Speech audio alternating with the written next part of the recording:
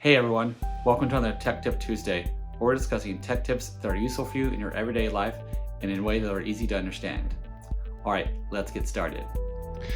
In this video for Tech Tips for Entrepreneurs, we're going to be discussing how to use Google Calendars to manage your life, your work life, and your social life. This is one of my favorite ways to handle all of the things that are happening in my life and to stay organized and on top of them. All right, so you can see I'm already in Google Calendars, and if you want to get to Google Calendars, you can click on the grid icon and you can click on Calendar right there to go to it. So one of the things that I really like about Google Calendars is that you can have multiple calendars on one actual calendar. And the way I like to think about this is if you've ever used one of those paper calendars on your desk, you can think of this area as the main, that big desk calendar that you have.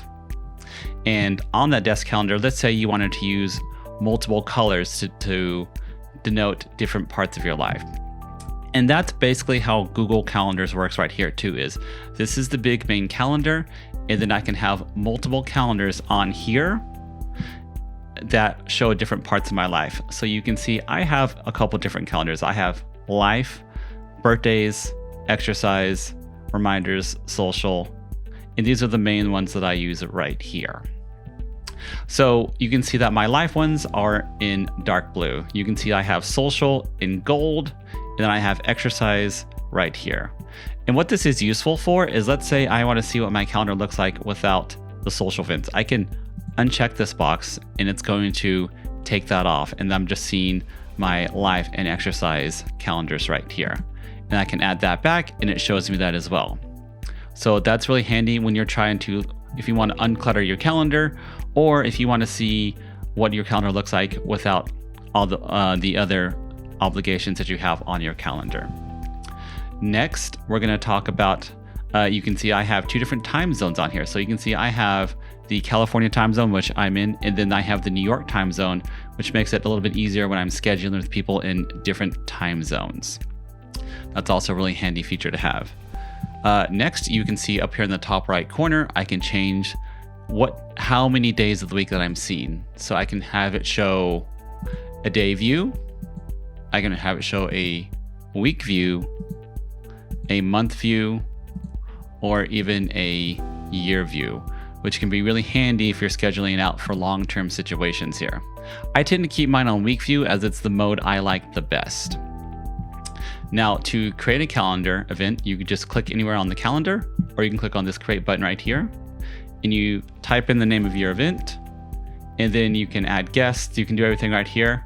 I tend to like to press the more options button, and then I can set more features for that. So I can set my date, I can set my time, which is in 15-minute increments. I can set an end date as well.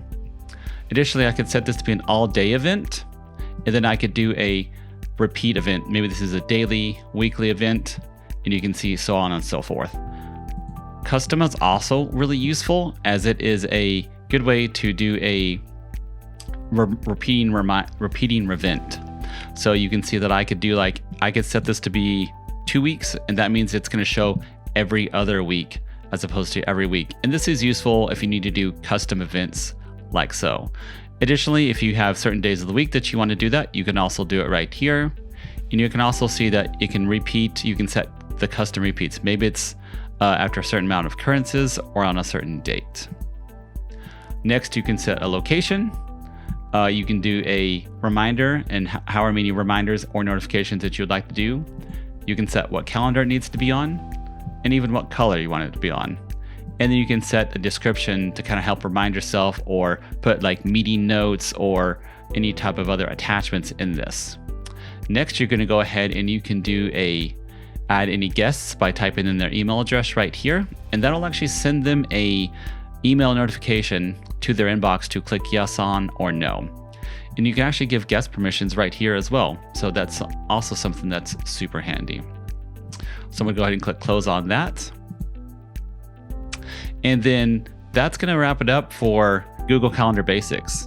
Thanks for joining me for another Tech Tip Tuesday. If you like this video, please like and subscribe to this channel. I release a new video every Tuesday. All right, see you in the next one.